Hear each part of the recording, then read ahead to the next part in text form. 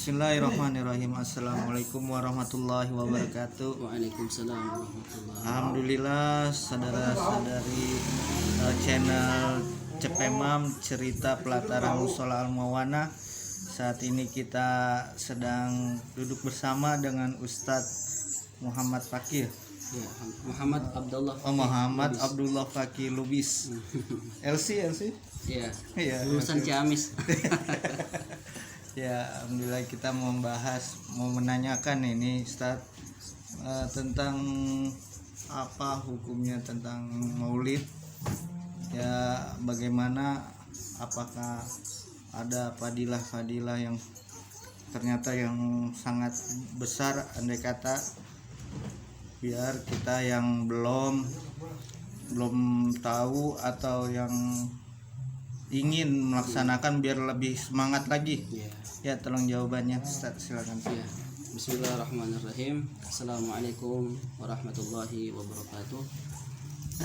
Alhamdulillah, saudara-saudaraku, channel YouTube Musola Al-Mudawana. Al-Muawana, masya Allah, Al-Muawana ya.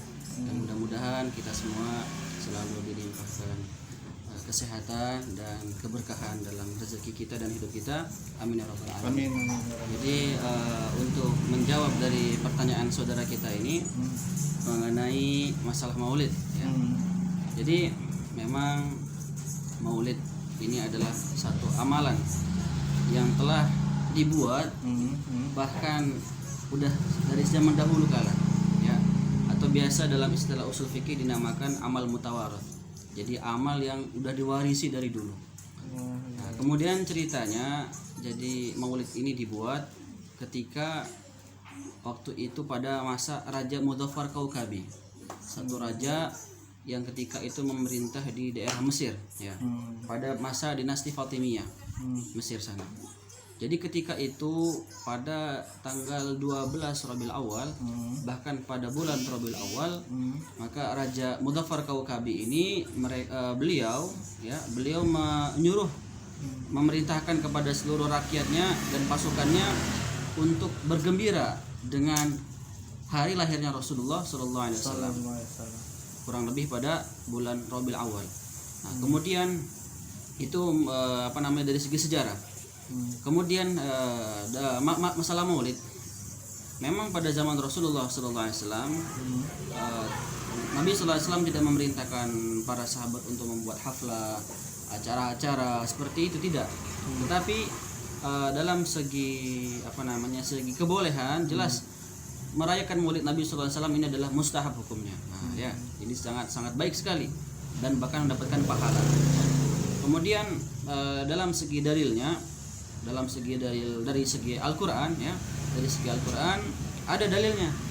Allah Subhanahu wa taala firmankan dalam surat Yunus, a'udzubillahi minasyaitonir rajim, qul bifadlillahi wa rahmatihi fabidzalika falyafrahu ya. Qul bifadlillahi wa birahmatihi fabidzalika falyafrahu.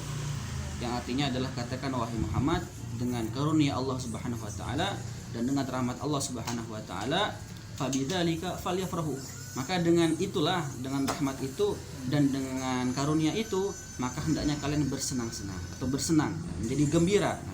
Maka hadirin, ulama menafsirkan kata rahmat dan fadl ini, bifadlillah dan birahmatihi, dengan karunia Allah dan dengan rahmat Allah, itu adalah kelahiran baginda Mustafa, junjungan kita, Nabi besar Nabi Muhammad sallallahu alaihi wasallam ya. Maka Allah Ta'ala perintahkan kepada Rasulullah untuk menyampaikan kepada kita bahwasanya dengan sebab kelahiran Rasulullah inilah, dengan karunia Allah sebab Nabi lahir, dengan rahmat Allah sebab Nabi lahir, maka falyafrahu, maka bergembiralah. Nah, maka dengan itulah para ulama Ahlussunnah wal Jamaah dalam mengambil ayat ini menjadi dasar dalil bahwasanya maulid itu adalah diperbolehkan, bahkan mustahab hukumnya, sangat baik sekali. Kemudian dalam segi dalam ayat yang lain juga Allah Subhanahu wa taala firmankan, dan ayat ini adalah ayat yang sering dibaca bagi para khatib, terutama pada khutbah kedua ya. A'udzubillahi minasyaitonir rajim. Innallaha wa malaikatahu yusholluna 'alan nabi. Ya ayyuhalladzina amanu shallu 'alaihi wa sallimu taslima. Jadi tidak ada larangan bagi orang yang bersalawat kepada Rasulullah sallallahu alaihi wasallam ya. Enggak ada larangan sedikit pun orang yang mau bersalawat kepada Rasulullah sallallahu alaihi wasallam. Jadi mau sholawat sendiri-sendiri, mau sholawatnya berjamaah bersama orang-orang dengan kita buat satu majelis maulid, nah maka ini sangat baik sekali. Bahkan Allah Ta'ala naskan dalam Al-Quran ayat yang tadi seperti itu. Kemudian Masya Allah, dalam maulid ini banyak sekali keberkahan dan karunia-karunia dan pahala yang Allah Ta'ala berikan kepada kita nanti ya. Nabi sabdakan, man shalla alayya salatan, barang siapa yang bersalat kepada satu salat, sallallahu alaihi asyran, maka Allah Ta'ala akan bersalawat kepada orang tadi sebanyak 10 salawat. Ya. Jadi di dalam hadis ini, kalau salawat kita kepada Allah Subhanahu Wa Ta'ala itu adalah doa. Ya, doa. Kita bersalat kepada Allah Ta'ala ini adalah doa. Kemudian salawat kita kepada Rasulullah Sallallahu Alaihi Wasallam itu adalah syafaat. Ya, agar Rasulullah memberikan kepada kita syafaat nanti. Nah, kemudian salawat Allah kepada kita ya.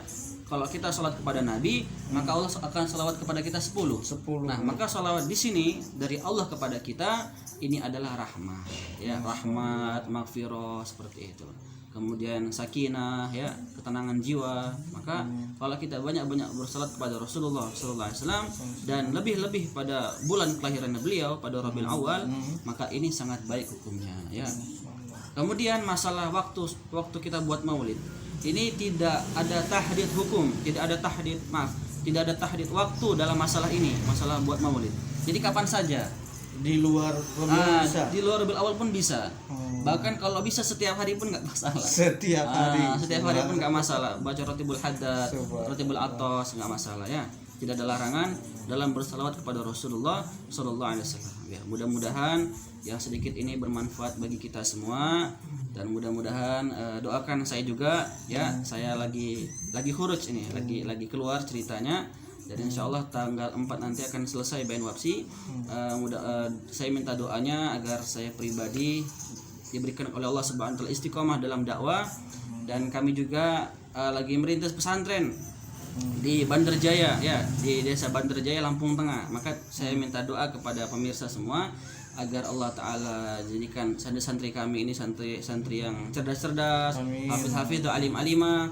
Kemudian kita akan ada, insya Allah akan buat program besar nanti ya di pesantren kita. Kita akan rombak besar-besaran pesantren kita, dan kita akan buat nanti pesantren untuk putra ya. Sekarang kita baru punya putri, nanti kita akan buat putra insya Allah.